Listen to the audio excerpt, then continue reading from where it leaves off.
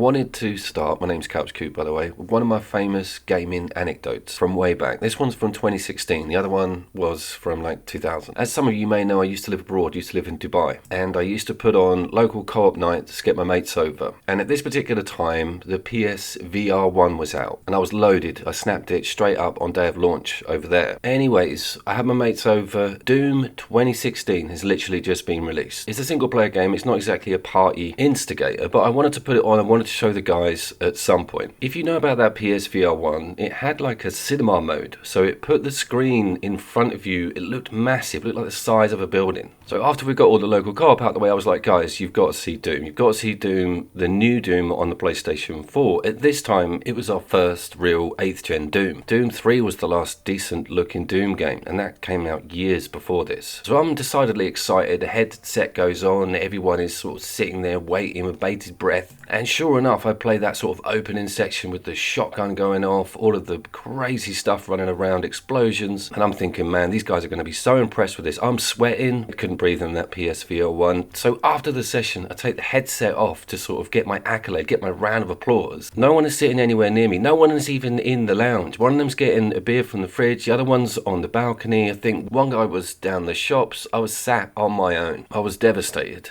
I suppose we should get on with things. Maybe he is a god. Maybe he represents humankind's rage. Their will to persevere, to overcome that which would threaten our survival. He is uncompromising, a relentless being of violence. Are you kidding me? Drop it! Drop the gun! Give me that! Hey, let go! What is wrong with you?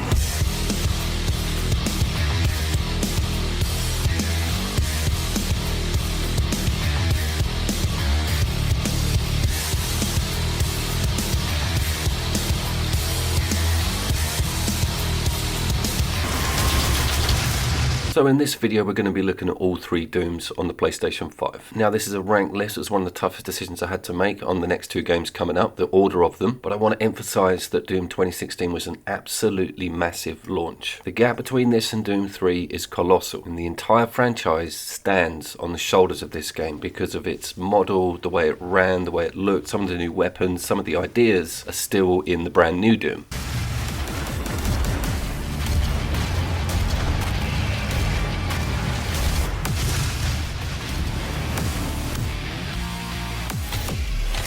It does, however, still sit on the HD drive, but it does have some really good load times, spectacular resolution, and gorgeous frame rates. The only section you see this being obvious as an 8th gen game is a minor bit of texture load in when you actually start a level or boot the game up. Other than that, it's completely flawless.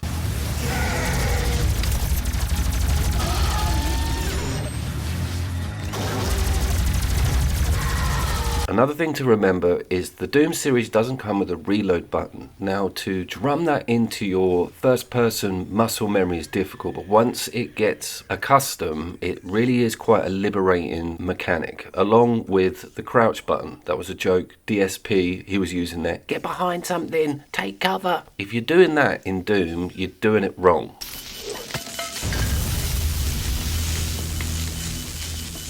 You have no idea what you have just done. This Doom also takes place on Mars, a really cool installation, and it deals with Hayden, Samuel Hayden, who is like a robotic android, crazy scientist slash villain. The story is quite good, it's got a lot of twists in it for a Doom game, but I just want to be on record as saying it blew everybody's socks off. There was not a bad thing said about this game's launch, its day one operating, i.e. there was not a single thing wrong with it when it came out of the gate. You cannot say that about any AAA video games games now, so having it at the start of the list is just consequence really to its age and what it's going up against with this game's sequels. Some of these enemy types have never been seen before, and the speed at which they were coming at you and the idea of the glory kill when you get enough damage on an enemy to get a reward was also something very new, and it really stuck. It was a great mechanic and it feels very empowering and looks fantastic.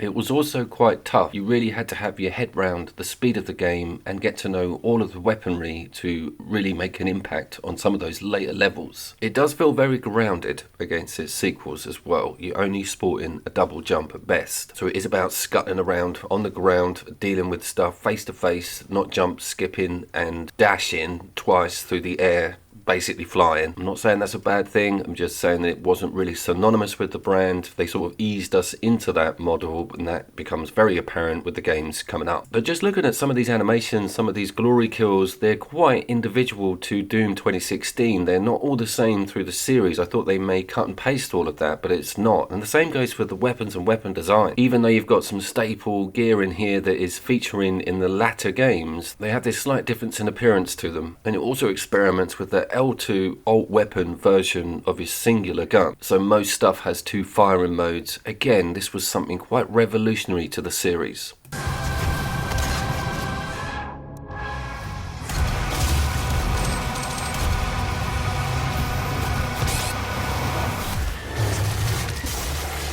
So a lot of ground was gained, a lot of molds were smashed with the release of Doom 2016. And I want to go on record as saying I was kind of there for Doom 1 and 2. That original small team that put that first game together, you can totally feel that DNA still with this game. That one is super important. This is not one of those crazy next-gen sequels that bears no resemblance to its heritage. It also came with full-blown PvP multiplayer, can you believe, with a whole arena setup, accolades attached to developing your online persona. I am actually quite glad that that's trickled off with the latter games, but you also had this snap map, being able to make your own level essentially with bits of map, positioning enemies. It was huge, and you could rest them all online, and you could also access other people. So a big window for user generated content there. I always think that that's like a developer's recruitment scheme to put that sort of stuff in. I mean, Roblox has got its whole user base making all of its content. That's the way. You don't have to pay these people anything. You can also just cherry pick the best ones or the people who were clearly good at this stuff and get them on board for the next game. You have saved that recruitment fee, which I can tell you from experience is extortionate.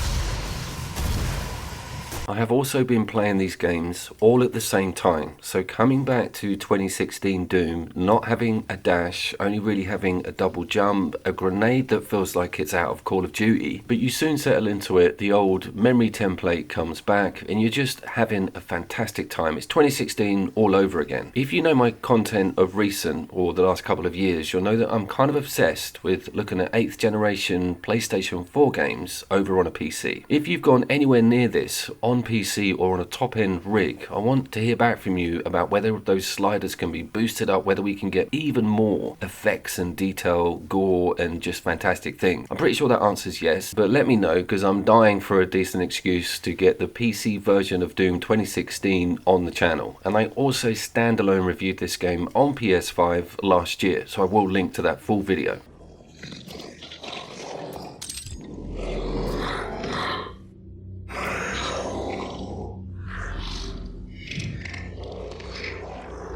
This Doom guy in this game has got to be one of the more emotionless, machine-like Gordon Freeman silent types in the entire series. Also completely obstinate, smashes everything, doesn't listen to anybody. It's really the way the Doom guy should be in my eyes. 100% motivated to get the job in hand done, 0% motivated to whine about it all the time. If every video game protagonist was like that nowadays, this world would be a better place.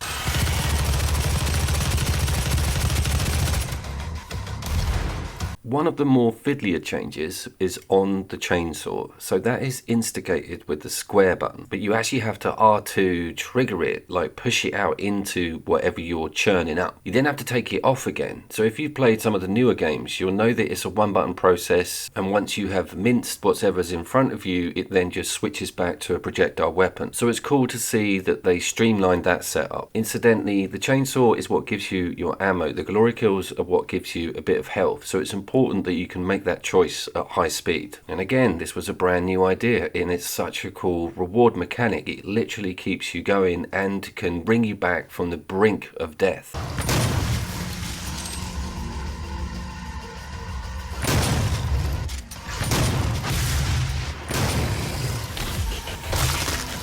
One thing I have noticed about this footage is it's almost 100% super shotgun. I didn't realise, but I migrate to it nearly all of the time because it's such a badass weapon and it sounds so good, looks so good, the reload swing's amazing. And you can also start spannering up the favourite guns with giving them cool new perks, adding weapon points in. So that is Doom 2016, and yes, it is on Extra, and it's retailing at about 15 quid on PSN if you don't want to get that upgrade on the service. But I recommend looking at this if you're well in to the other two games.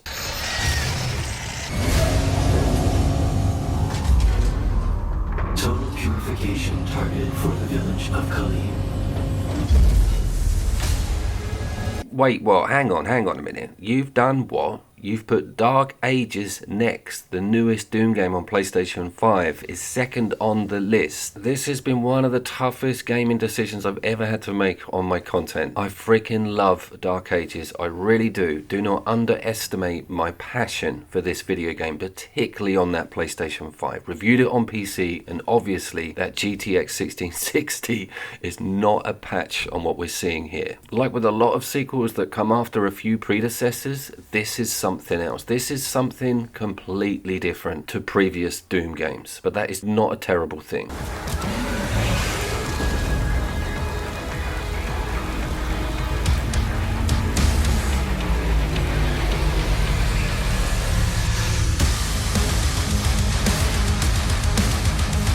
So what exactly are we looking at here on the base level PlayStation 5 on a performance front? Okay, a locked 60 frames per second, dynamic resolution however, but we do have ray traced global illumination, nothing on reflections though. The Pro apparently pushes that resolution and can even go higher on the frame rate. I would love to re-review this game on a Pro, Patreon in link.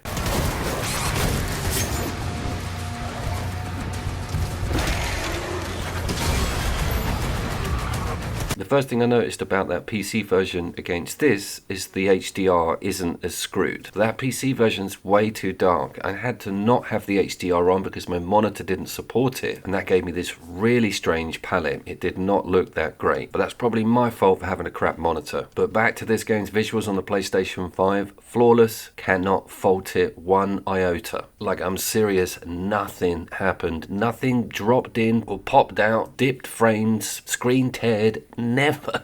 Rip and screen tear, no, it was not a thing. It's a great performing video game. Remember my little speech at the beginning about AAA's not being able to get their shit together on launch day? This one is a massive exception. Launch the Slayer immediately.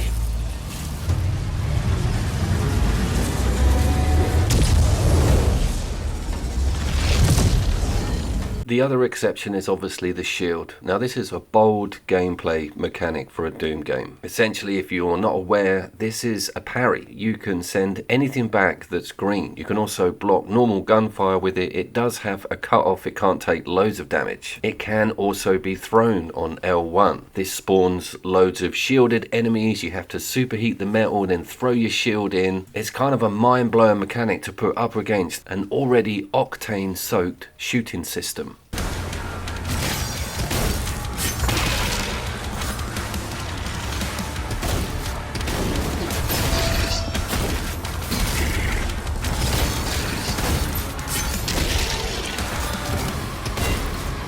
but it freaking works. It's unbelievable. It's one of the most refreshing things about the whole game. I think if they rolled out an identical sequel to the previous game, people may have got a little bit fatigued with that system. Also, to wrap the whole thing in a medieval aesthetic gives all of the enemies a new vibe, and the environment and the power-ups. You've got a flail. R3 deals loads more damage, but there is nothing so far on the circle button. No crouch DSP. You can't get behind anything. The mech stuff though, totally off the hook.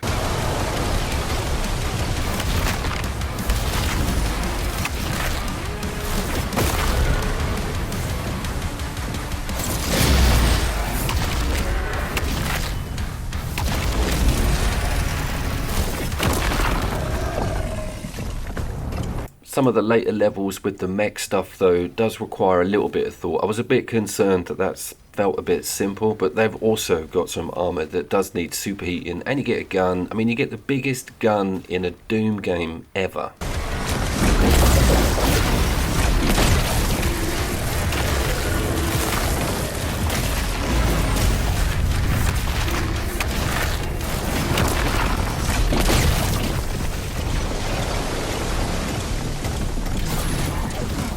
They haven't moved the pillars around with too many of the iconic weapons either, and they've kept a few of my favourites in there and added some badassery on the medieval front. And I also love the mechanical, almost steampunk levels of detail on the cooler weapon variants. Just the redesign of Doom Guy himself as well, with that cloak. It's very Dark Souls too, but they've also lent on this sort of sci-fi area. They've kept in cool dingy corridors, but they've also put you in massive huge spooky forests. The other thing that sort of won the show for me is not a gimmicky flying section. The dragon is not a tack on, it's actually really cool, and I love how that level system works.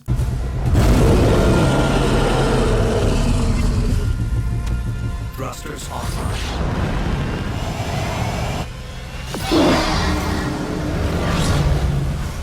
This is the point where my PC just went, nah, I'm done. You've had enough of good frame rates from me. This is where I fall over as a piece of software. But everything is smooth, crisp, high resolutions, no frame drops. It's a beautiful looking section to the game. And the idea of landing on the different locations, getting off the dragon, then going to kick some ass, getting back on your dragon to kick some more ass is a very good game loop for me.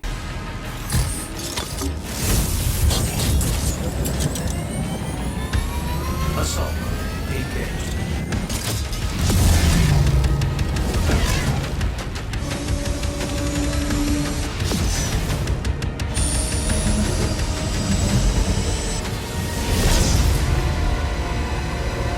One of the quality of life improvements that we have seen with Dark Ages is the restart extra life system. In the other game coming up, which name I shall not mention, as if that's a spoiler cube, process of elimination, mate. You don't have to beat around the bush with this one. The game stops in Dark Ages and asks you if you want to use that extra life, or, like me, want to go back to the last save point and not use that precious thing up. It's very cool, and I have been blabbering a lot. I do want to show you a bit of uninterrupted, beautiful Dark Ages gameplay.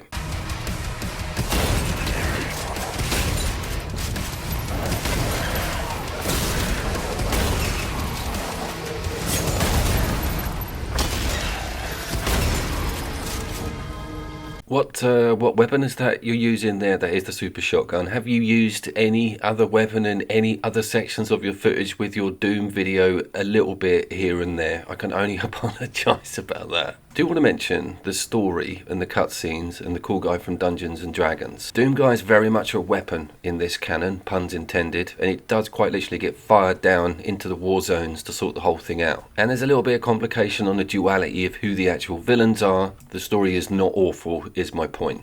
Here's some more shotgun gameplay.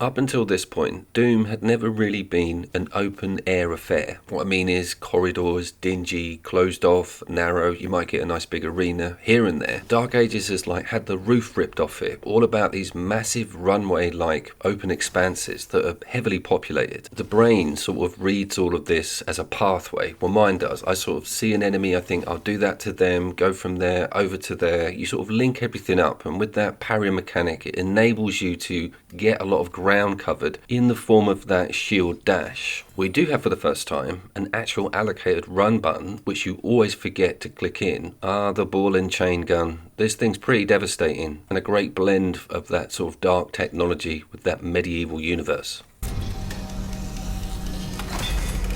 Back to that point about its open arena aspect, they've pitched it perfectly for when to bring those areas in, and when you get a new weapon or weapon variant, giving you an ideal scenario to test that bad boy out.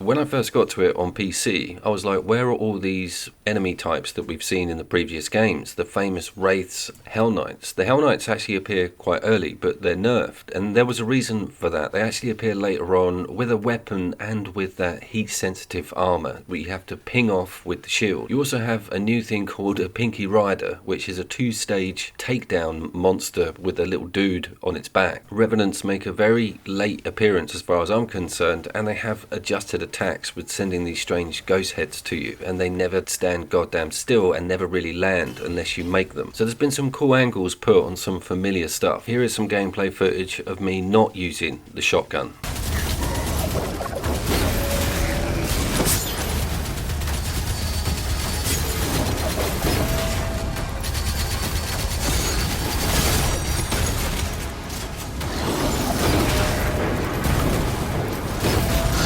Literally go straight back to it. I didn't actually realise when I was playing the game. It wasn't until I watched all the footage I'm like, oh my god, this shotgun is just in all of this footage. I think that's testament to how into things you get when you're playing these games. Remembering to capture, remembering to use a broad scope of weaponry is at the back of your mind when you're trying to wade through these massive hordes of awesome enemies. You also get treated to loads of mid-tier and end-of-level really cool bosses. Most of them are normally variants on some of the normal enemies, but you get some special editions, and they come with that armor that is so satisfying to ping off.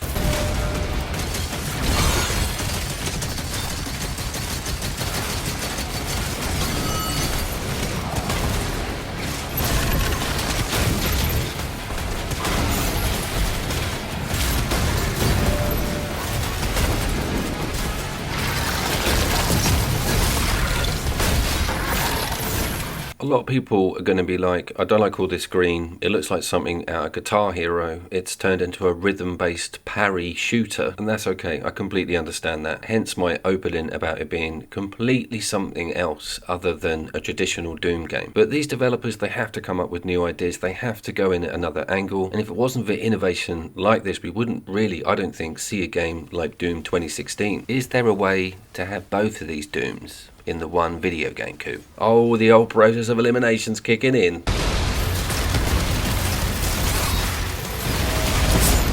Yes, it is about time for Doom Eternal. Hold on to your hats, people. 2020, here we come.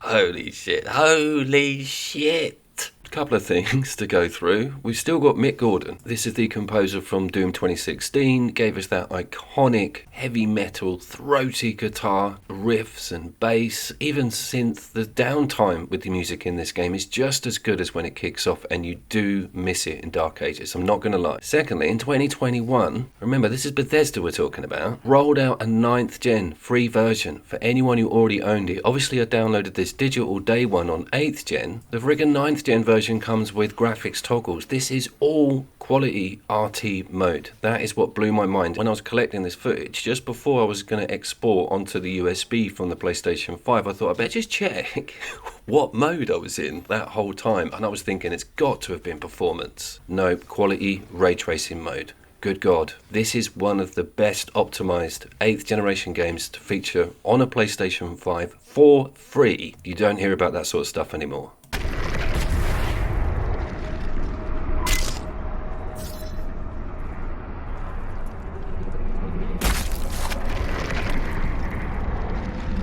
The hellified barrier has opened.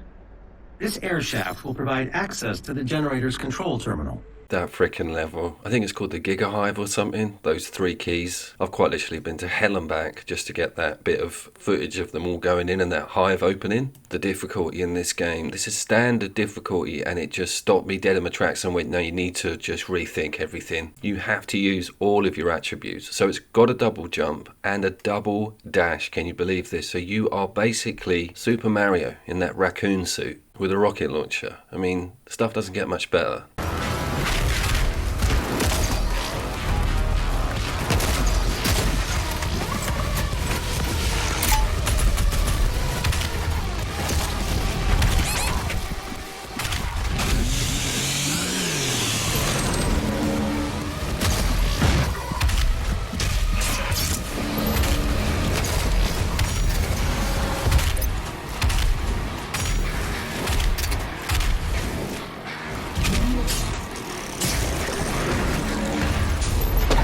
I am far from a younger guy, and some of the twitch mechanics, the game doesn't have a sprint, you're sprinting all the time, basically. It really tested me. I was having heart palpitations, I swear down, at one point. Every 2 minutes I'm having to pause and take a couple of breaths. I think of all the video games that I own, the most likely of them to induce a seizure is Doom Eternal. What a way to go though, to be fair. Nurses having to prise the controller out of my hand. Use the extra life!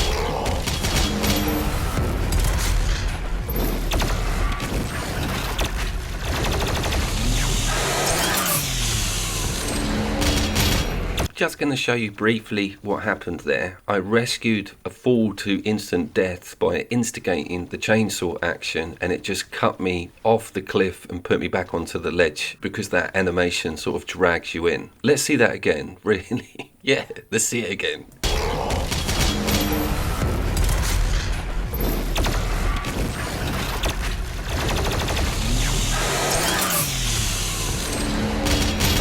And on that subject, this game does not ask you if you want to use your extra life, it just whacks it straight in. And so it's your own fault for not spotting that you're about to die and you're going to lose one of these precious things. They're so important because you could be halfway through a very difficult boss and it be millimeters from death, and using one of those things will get you round it. I'm very glad to see that Dark Ages sort of phased that out and is a lot more user friendly on that front. But that is one of the only flaws of this entire game. The way that it runs is like a steam train. I have never seen anything like it. It's this sort of sweet spot where the 8th gen build has just been given such a backward boost that it's really something else against its original form, and also up against current games because it's just so slick with its production, all of that great animation. There's not really too many examples of this. Remnant from the Ashes 1 did something similar to this. Zombie Army 4 off the top of my head as well. Maybe that's due a video.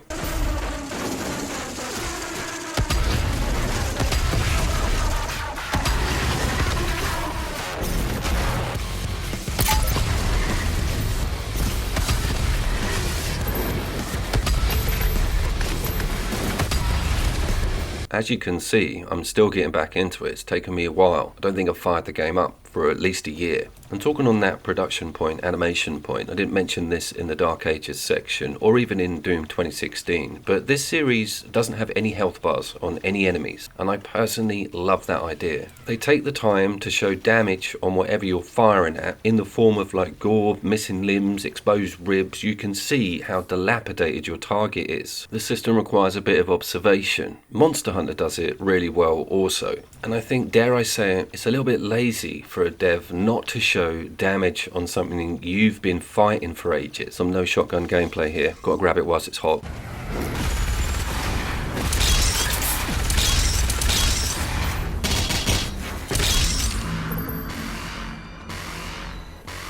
Doom Guy also gets the respect he deserves in this from normal mortal human beings. There's all kinds of hilarious scenes where he just swaggers through a spaceship. Everyone just has to get out of the way. People are just in awe of his very presence. That's the way it should be. Can I just say that it is an honor for me, personally, to meet you? And hell hath no fury like this difficulty spike. The Marauder, your first encounter, my god. And interesting, his weak spot is the green eye flash. That's kind of a nod, I think, to what was coming up for us in Dark Ages. That entrance, the badassery, you know it's top notch. Opening the portal now. I do want to mention the extracurricular content that's outside of the campaign, both for Dark Ages and Doom Eternal. Eternal's got a bit of an edge on this because it's been around so long. They've actually pumped quite a lot in there, and it's got an extremely fleshed out horde mode, which we'll look at in a second. Dark Ages comes with the Repertorium, which I never even got to, and that brings me on to my Game of the Year stuff, and Dark Ages will be brought out at the end of the year alongside Death Stranding 2. Welcome, Slayer. The Horde mode in Eternal is surprisingly fleshed out, and they've pumped quite a bit into it since I last looked, and it also forces you to kind of master particular weapons because they're fed to you in drips and drabs. There's even a reroll system on what you might or might not get, and you also get to see these early snow-covered levels. If you have played Eternal, you know that they lent really into that gothic aesthetic for the beginning of the game, like loads of castles, green grass, that sort of thing. So it does have a huge, broad scope of environment within its level structure. Critical damage. Arrogant fool.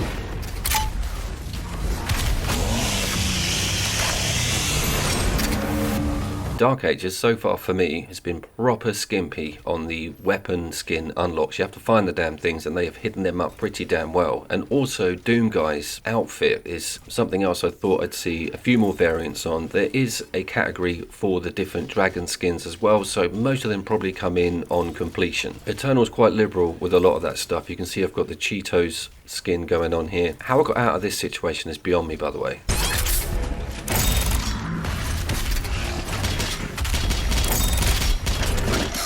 We owe these mullet-ridden nerds a big thank you, I feel. The current gaming landscape is a little bit bleak. Doom is the one true thoroughbred that is stuck to its guns, all puns intended. Just Dark Ages, I'm looking at you. I also owe you guys a big thank you as well for listening to all of that. Closest thing to a split screen Doom experience is probably Borderlands 4. I will link the full video in the description. And I will say my goodbyes and the obligatory see you down there.